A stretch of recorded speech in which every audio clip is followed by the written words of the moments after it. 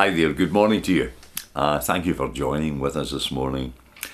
Last week I spoke of Jacob and Esau. Jacob the twister who conned his brother and the brother sold his birthright to him. But life moves on.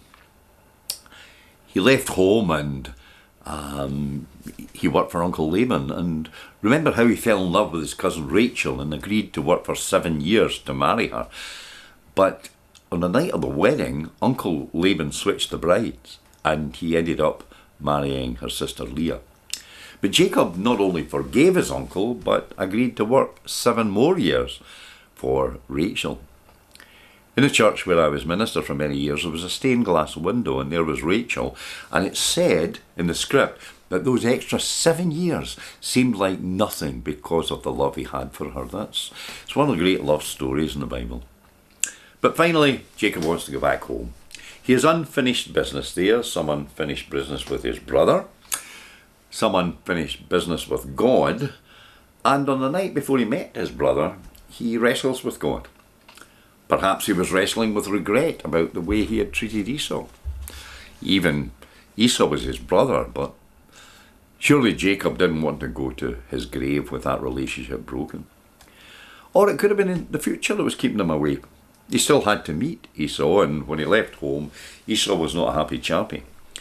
We all have fears about the future, and it's funny how often guilt about the past is part of our worry of the future. Then he was no spring chicken anymore, even if brother Esau didn't get him, Father Time would. Or maybe it was the issue of Jacob's whole relationship with God. Maybe that's what kept him awake. At Bethel, Jacob had prayed, "You see me all right, God, and I'll see you all right." Now he prays a different prayer. As he prepared to bed down for the night, he simply prays, "God, I'm not worthy of the least of your mercies."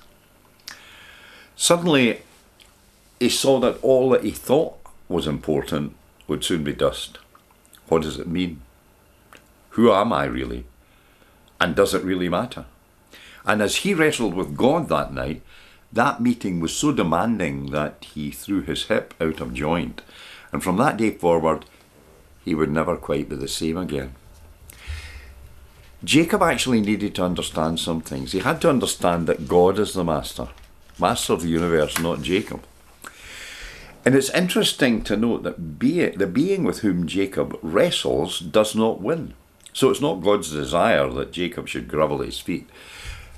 God wanted somebody that would continue to be useful. The writer of Genesis closes this chapter of Jacob's life with a beautiful picture. It's a picture of a limping Jacob preparing to meet his brother. He's no longer afraid of Esau. After all, he had wrestled all night with God. Esau is now no problem. He's a new Jacob. He even has a new name. He's now to be called Israel. He will become a prince among men.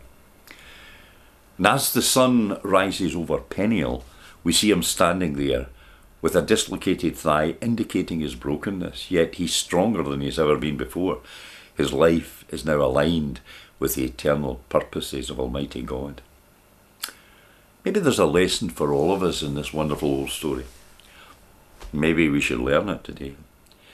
Maybe learn that many of the things that we do think of as valuable are ultimately nothing. Maybe also to learn that God's ways are right and try to live by them. I'm going to try.